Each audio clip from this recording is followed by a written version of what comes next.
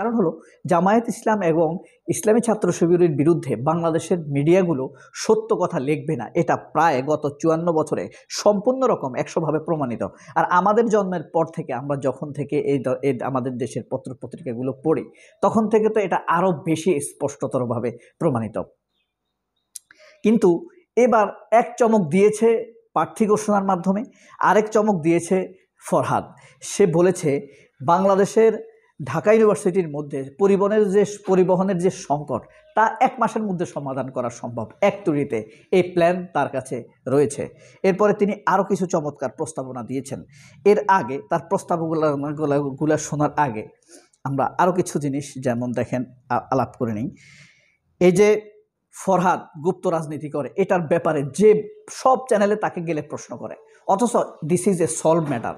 এই চ্যানেলগুলোর অথবা পত্রিকাগুলোর একটি কঠিন ভালো দায়িত্ব হলো তারা যেন এই পত্রিকা অনুসন্ধান করে আসলে সে গুপ্ত রাজনীতি করতো কিনা, ছাত্রলীগের ভিতরে ছাত্র শিবির ছিল কিনা, ছাত্রলীগের ভিতরে ছাত্রদল ছিল কিনা, এই জিনিসটি অনুসন্ধান করবে কারা? মিডিয়া। অথচ একটা অপ্রমাণিত বিষয় নিয়ে প্রশ্ন করে তাকে মানহানি করা হচ্ছে, মিথ্যা অভিযোগ দেওয়া হচ্ছে, ঠিক শাহবাগের স্টাইলে তাকে ট্যাগ দেওয়া হচ্ছে। এটা একটা ট্যাগ প্রতিষ্ঠা করা হচ্ছে, মনে হয় যেন ছাত্র শিবির প্রমাণিত হওয়ার আগেই তাকে অপরাধী প্রমাণ করে দেয়া এবং সে ভবিষ্যতে কোনো দিক থেকে আঘাতের সম্মুখীন হলে যেন এটা একটা আগাম বৈধতা দেওয়া, সেই জিনিসটি বলে নিচ্ছি।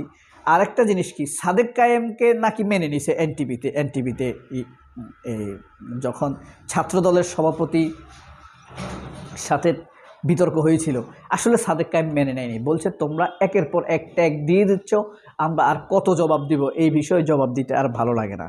অথচ আবিদুল ইসলাম খান সাবেক শিবির, সে নিজেকে অতিরিক্ত ছাত্রদল প্রমাণের জন্য আরও বেশি আক্রমণ করছে। আমরা অতীতেও দেখেছি যারা একটু শিবিরের সাথে যুক্ত ছিল তারা যখন অন্য সংগঠনে যেত তখন সে শিবির করে না, এটা প্রমাণ করার জন্য অন্যদের চাইতে আরও বেশি অ্যাগ্রেসিভ মুড ধারণ করতে দেখা গিয়েছে। ঠিক এই অনুষ্ঠানের কথা বলি, এখন টকশোতে মাহমুদ রাকিবের উপস্থাপনায় এখানে ছিল বাকের, তারপরে এস এম ফরহাদ শিবিরের সভাপতি, তারপরে ছিল ছাত্রদলের ঢাকা ইউনিভার্সিটির এবার যে ভিপি ক্যান্ডিডেট হিসেবে ফর্ম নিয়েছে আবিদুল ইসলাম খান, সাবেক ছাত্র শিবিরের নেতা। এদের মধ্যে তুমুল বিতর্ক জমে উঠেছে। শেষ পর্যন্ত আবিদুল ইসলাম খান গলাবাজি করে এনটিভিতে সাদেক কায়েমকে কিছুটা আক্রান্ত বা দুর্বল করেছে, গলাবাজি করে অযৌক্তিকভাবে, কিন্তু ফরহাদকে কোনোভাবে দমাতে পারেনি। ফরহাদ বলেছে যে আপনার ঢাকা ইউনিভার্সিটি চালাবে কে? ঢাকা ইউনিভার্সিটি চালাবে কে? তারেক রহমান চালাবে ঢাকা ইউনিভার্সিটি? তারেক রহমান চালাবে বিশ্ববিদ্যালয়? বিএনপি চালাবে বিশ্ববিদ্যালয়, নাকি ভিসি চালাবে, নাকি ছাত্রদের মতামত নিয়ে চালানো হবে? যারা বিশ্ববিদ্যালয়ের বেনিফিশিয়ারি, একটা বিশ্ববিদ্যালয়ের বেনিফিশিয়ারি কারা? একটা বিশ্ববিদ্যালয়ের বেনিফিশিয়ারি হয় নর্মালি সাধারণত এই ছাত্ররা, কিন্তু আপনি ছাত্রদের মতামত না নিয়ে তারেক রহমানের মতামত নিয়ে আপনি এই ইউনিভার্সিটি চালাবেন, এই প্রশ্নটা আসলো কেন? ঢাকা ইউনিভার্সিটির বিপির জন্য যে মনোনয়ন কিনেছে আবিদুল ইসলাম খান, সে কিন্তু স্পষ্টভাবে বলেছে আমাদের মহান নেতা তারেক রহমানের নির্দেশে আমি ফরম কিনেছি।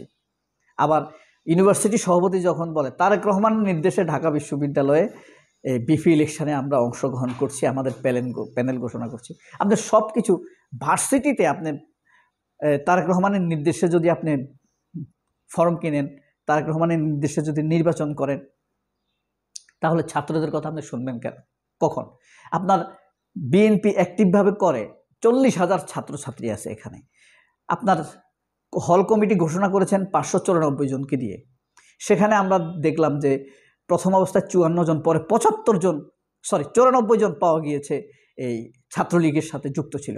তাহলে আপনার লোক কোথায়?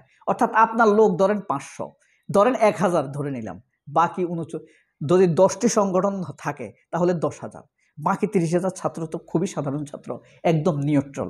তাদের কথা কি আপনি শুনবেন না? আপনি শুধু তারেক রহমানের কথা বলে নির্দেশ চালাবেন? আপনি শিবির কি কখনো বলেছে আমরা জামায়াতের আমিরের নির্দেশে বা জামায়াতের নির্দেশে বা শিবিরের কেন্দ্রীয় সভাপতির নির্দেশে? এইটাও তো বলে না তারা। বলছে কখনো?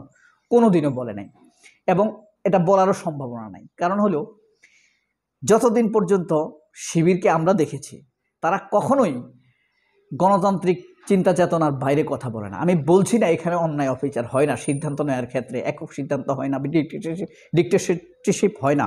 ডিক্টেটরশিপ হয় না এমনটি নয়, অবশ্যই হয়, ভুল ত্রুটি হয়, নেতৃত্বের ভুলও হয়, কিন্তু অন্যদের চাইতে অনেক এগিয়ে, তাই না? তারা দেখেন নির্দিষ্ট সময় পর পর তাদের সভাপতি, কেন্দ্রীয় সভাপতি, প্রেসিডেন্ট অর্থাৎ আমিরের সভাপতি নির্বাচন করে, মানে কাউন্সিলিংয়ের মাধ্যমে, মানে অর্থাৎ তাদের প্রাথমিক সদস্য একটা আছে, এটাকে রোকন বলে, রোকনদের ভোটের মাধ্যমে কেন্দ্রীয় আমির নির্বাচিত হয়। তার একটা নির্দিষ্ট সময় থাকে, পরবর্তীতে সে যদি আবার হয় আবার ভোটের মাধ্যমে হবে, কিন্তু আপনার টানা 10 বছর 5 বছর এভাবে থাকবেন এটা হয় না। মির্জা ফখরুলের মতো যে সে 14-16 জন্মের পর থেকে আমরা দেখছি সে মহাসচিব হয়ে আসে, পৃথিবীর দীর্ঘতম সময়ের জন্য মহাসচিব হয়েছে মির্জা ফখরুল ইসলাম আলমগীর। এইভাবে যদি আপনি ঢাকা বিশ্ববিদ্যালয় চালান তাহলে এটা কিন্তু তখন আবিদুল ইসলাম নিজের পদ থেকে সরে এসেছে। আমরা এটা বলিনি, আমরা তারেক রহমানের কথা বলিনি, আমরা বলেছি সাধারণ ছাত্রদের মতামতের ভিত্তিতে। যাই হোক, ফরহাদ আরও কিছু প্রস্তাবনা দিয়েছেন যে অ্যালামনাই রিসোর্সের সবচাইতে বেশি ব্যবহার করবে। ফরহাদকে প্রশ্ন করা হয়েছিল আপনি ঢাকা বিশ্ববিদ্যালয় ইলেকশন করলে কি পরিবর্তন আনবেন। ফরহাদ বলেছে অ্যালামনাই রিসোর্সের সর্বোচ্চ ব্যবহার করব আমরা, এবং সব বাস যে সমস্যা পরিবহনগুলো এটা একদিনে কিনে দেওয়া সম্ভব। এরপরে ছাত্রদের এই চাকরি সংকট মোকাবেলা করা সম্ভব। ছাত্ররা যখন প্রতি বছর অন্তত 1100 ছাত্র বাইরে এখন প্রায় সব মিলে, মানে অধীনস্থ সহ, শুধু না, এমনি তো 740টা 1100 ছাত্র বাইরে প্রতি বছর, নর্মালি 1100 ছাত্রের চাকরির ব্যবস্থা করা সম্ভব। কত ক্যারিশমা নিয়ে বসে আছে ফরহাদ, খেয়াল করেছেন? এবং নারী সদস্যদের একটা বড় সমস্যা হলো তাদের সাথে যখন কেউ দেখা করতে যায়, এমনকি মা দেখা করতে যায়, কারোর সাথে দেখা করতে পারে না, মানে দেখা করতে পারে হলের ভিতরে ঢুকতে পারে না, তাকে বাইরে থাকতে হয়। ফরহাদের কথা হলো সেখানে গার্ডিয়ান লাউঞ্জ করবে, সেখানে গার্ডিয়ান এসে অপেক্ষা করে বসবে ছাত্রীদের সাথে। ছাত্রী হোস্টেলে কিন্তু সবাই ঢুকতে পারে না, গার্ডিয়ান লাউঞ্জে বসবে। এবং আরেকটা সমস্যা হলো যারা হলে থাকে না, হলের বাইরে থাকে, তাদের খাদ্য সংকট, মানে ধরেন আপনার একটি ক্লাস হলো 11টা, আরেকটা ক্লাস হলো ধরেন 3টা, মাঝখানে দুপুরের খাবারটা সে কোথায় খাবে, তার ক্ষুধা লাগতে পারে, এই একটা খাদ্য সংকট আছে। এবং আবাসিক সমস্যা হলো একটা মেয়ে 2টা মেয়ে এক সিটে শোয়, এটা আপনার এমনিতে প্রাইভেসি নষ্ট হয়, স্বাস্থ্যগত সমস্যা, ধর্মীয় সমস্যা, কোনো কিছুতেই এটা পারমিট করে না। তো এই আবাসন সংকট সমাধান, তারপরে এখানে অনেক সময় অনেক হলে দোতলা সিট আছে, এগুলো সবই প্রাইভেসি সংকট ভুগতে হয়। একটু ঘুমানোর জন্য আপনি যদি লঞ্চ প্লে, আচ্ছা সেটা আর নাই বললাম, তবে এই সংকটটা, ছাত্রীদের এই সংকটগুলো সমাধান করা হবে। তারপরে আপনার আছে হল সৃষ্টি করা, মানে হল বৃদ্ধি করার মাধ্যমে আবাসন সংকট সমাধান। ঢাকা ইউনিভার্সিটির যদি হল, পরিবহন, খাদ্য, চিকিৎসা, এই 4টা সংকট সমাধান হয়ে যায় তাহলে আর কোনো সমস্যা নেই, আর কোনো রাজনৈতিক দালাল তাদেরকে ব্যবহার করতে পারবে না। এখন ব্যবহার করে তোমাকে সিট দিব হলে উঠো, তোমাকে ক্যান্টিনে ফ্রি করে দিব হলে উঠো, তোমাকে স্যালারি মানে বেতন মকুফ করে দিবে হলে উঠো, মিছিলে আসো, এগুলো বলে তারা ছাত্রদেরকে ব্যবহার করে। কিন্তু যখন এই ছাত্রদের আপনি